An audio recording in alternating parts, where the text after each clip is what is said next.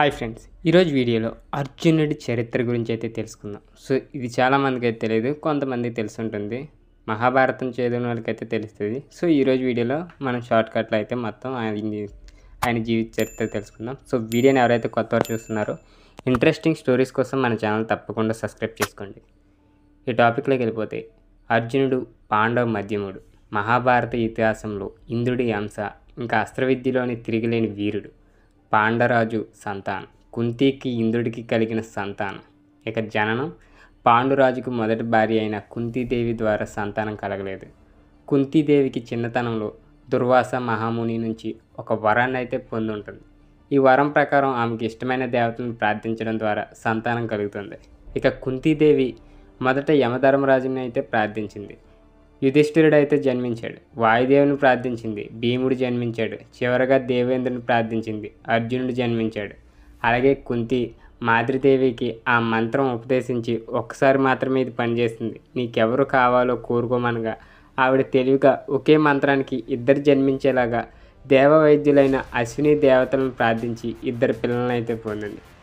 ఇలా పంచపాండవుల జన్మం అయితే జరిగింది. ధర్మరాజు వ్యాసుని సాదరంగా ఆహ్వానించి ఆర్చించాడు.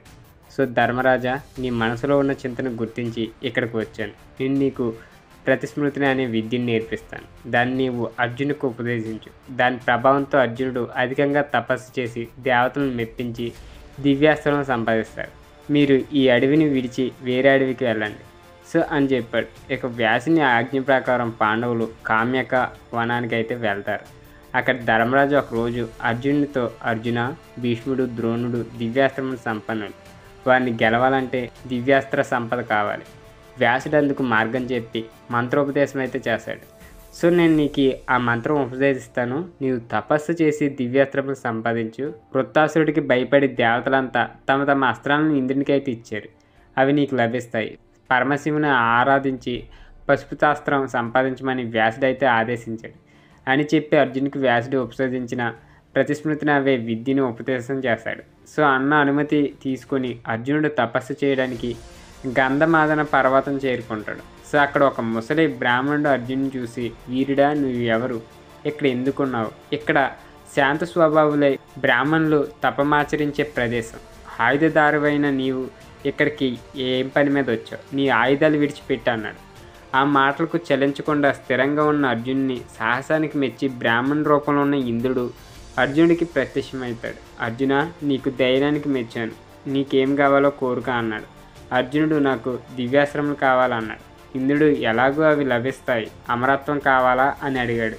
అర్జునుడు, ముందు నాకు దివ్యాస్త్ర సంపద కావాలి, అవి నాకు ప్రసాదించండి అని అయితే అన్నాడు. ఇంద్రుడు, అలా అయితే ముందు నువ్వు పరమేశ్వరుని గురించి తపస్సు చేయి అన్నాడు. సో వెంటనే అర్జునుడు ఇంద్రకీలాద్రికి వెళ్ళి అక్కడ శివుని గురించి ఘోర తపస్సు మొదలు ఆరంభించాడు. పరమశివుడు అర్జునుడిని పరీక్షించదలిచాడు. ఒక కిరాతకుడి వేషంలో అర్జునుడి దగ్గరికి వచ్చాడు. అక్కడ ఒక ముఖాసురుడికి అనే రాక్షసుడు అర్జునుని చంపడానికి పంది రూపంలో వచ్చాడు. అర్జునుడు ఆ పందిని బాణంతో కొట్టాడు. అదే సమయంలో కిరాతుని వేషంలో ఉన్న శివుడు కూడా పందిని కొట్టాడు. రెండు బాణాలు తగలగానే ఆ పంది ప్రాణాలు అయితే వదిలింది. అర్జునుడు కిరాతునితో, నేను కొట్టిన జంతువుని నువ్వెందుకు కొట్టావు? వేటలు అలా కొట్టకూడదన్న ధర్మం నీకు తెలియదా అన్నాడు. ముందు నేను కొట్టిన బాణంతో ఆ పంది చనిపోయింది, నువ్వు కొట్టినట్లు చెప్పుకోవడానికి సిగ్గులేదా? చావు ఉంటే నాతో యుద్ధానికి రా అన్నాడు శివుడు. అర్జునుడు శివుని మీద బాణవర్షం కురిపించాడు. కానీ శివుడు చలించలేదు. అర్జునుడికి ఆశ్చర్యం వేసింది. ఇతను సామాన్యుడు కాదు, దేవేంద్రుడైన పరమశివుడు అయ్యానే ఉండాలి అని అనుకున్నాడు. సో కానీ ఈ ఎరుకుని ఆపై వేసిన బాణాలు నన్ను బాధిస్తాయి, ఇవి దివ్యాస్త్రం వల్లే ఉన్నాయి అని మనసులో అనుకున్నాడు. మరలా బాణం వేయడానికి గాంధీవం తీసుకున్నాడు. సో అతని చేతిలో గాంధీవం అదృశ్యమైంది. ఇక ఇరువురు ద్వంద్వ యుద్ధానికి అయితే దిగారు. శివుని దెబ్బలకు తాళలేని అర్జునుడు మూర్చబోయాడు. శివుడు తన నిజరూపం ధరించాడు. అర్జునుడు కైమోడ్చి శివునికి నమస్కరిస్తూ అనేక విధాల స్థితించాడు. పరమశివ, నిన్ను సామాన్యుడిగా ఎంచి నీతో యుద్ధం చేశాను, నా తప్పు మన్నించా అన్నాడు.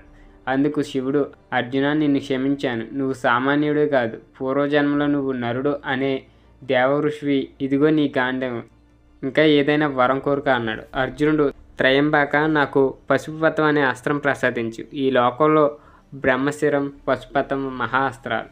సో శత్రు సంహారానికి అవి అవసరం కనుక నాకు వాటిని ప్రసాదించు అన్నాడు. ఈశ్వరుడు సంతోషించి అర్జునుడికి పశుపతాన్ని మంత్ర జప హోమ పూర్వకంగా పశుపతాస్త్రం అయితే సందనం, మోక్షణం, సంహారం సహితంక అర్జునుడికి అయితే ఉపదేశించాడు. సో శివుడు అర్జునుడితో, అర్జున, ఈ పశుపతాన్ని అలుపులపై ప్రయోగిస్తే జగత్తును నాశనం చేస్తుంది. ఈ దివ్యాస్త్ర ప్రభావంతో నీవు అఖిల లోకాలు జయిస్తావు అని చెప్పి అంతర్ధానం అయ్యాడు. సో పరమశివుని చూసినందుకు అర్జునుడు సంతోషించాడు. పరమశివుని స్పర్శతో అర్జునుడి శరీరం దివ్యకాంతితో ప్రకాశిస్తుంది.